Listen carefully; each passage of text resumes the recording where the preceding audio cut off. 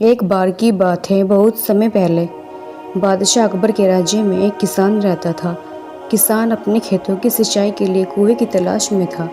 एक दिन जब वह खेत के आसपास घूम रहा था तो उसे अपने खेत के नज़दीक एक कुआं दिखाई दिया। कुआं देखते ही किसान खुश हो गया। उसे लगा अब उसकी समस्या दूर हो जाएगी।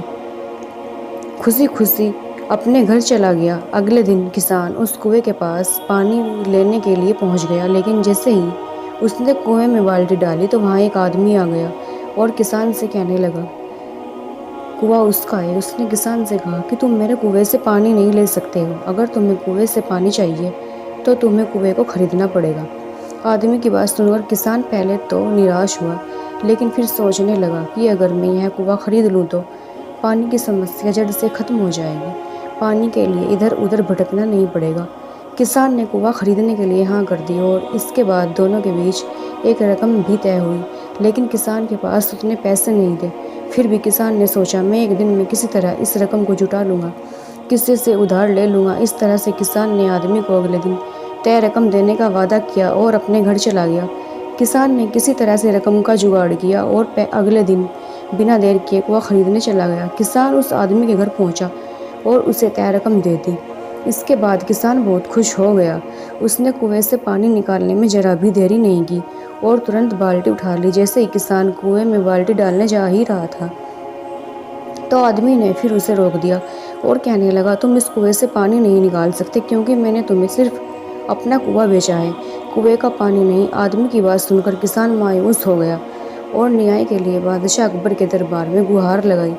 बादशाह अकबर ने किसान की पूरी बात सुनी और फिर कुआं बेचने वाले आदमी को भी दरबार में बुलाया। बादशाह का फरमान सुनते ही आदमी तुरंत दरबार में हाजिर हुआ। बादशाह ने उससे पूछा, जब तुमने किसान को अपना कुआं तय रकम पर बेच दिया था तो इसे पानी क्यों नहीं लेने दे रहे हो? आदमी ने कहा, महाराज, मैंने तो इसे सिर्फ अपना कुआं बेचा है, कुएं का पानी नहीं। आदमी की बात सुनकर अकबर भी सोच में पड़ गए और उन्होंने कहा, तुम बात तो पते की कह रहे हो कि कुआं बेचा है, पानी नहीं। जब अकबर काफ़ी देर तक सोच विचार करने के बाद भी समस्या का समाधान नहीं कर पाए तो उन्होंने बीरबल को बुलाया। क्योंकि अकबर जानते थे कि बीरबल बहुत ही बुद्धिमान है, इसलिए अकबर किसी भी मामले पर फैसला लेने से पहले उसकी राय जरूर लेते थे। बीरबल दरबार में आए, दोनों की बात विस्तार से सुनी। बीरबल को तुरंत मामला समझ आ गया और बीरबल ने उस आदमी से कहा, ठीक, अगर तुमने कुआं बेचा पानी नहीं तो फिर तुम्हारा पानी किसान के कुएं में क्या कर रहा है? अगर कुआं तुम्हारा नहीं है तो फौरन अपने पानी को कुएं से बाहर निकालो। बीरबल की बात सुनकर वो समझ गया कि बीरबल के आगे उसकी चालाकी नहीं चलने वाली है। उस आदमी ने तुरंत बादशाह से अपनी गलती के लिए माफ़ी मांगी और किसान को कुएं के साथ पानी का भी अधिकार सौंप दिया। इसके बाद हमेशा की तरह बादशाह अकबर ने एक बार फिर से बीरबल की बुद्धिमानी की तारीफ की और कुआं बेचने वाले आदमी पर धोखेबाजी के लिए जुर्माना भी लगाया।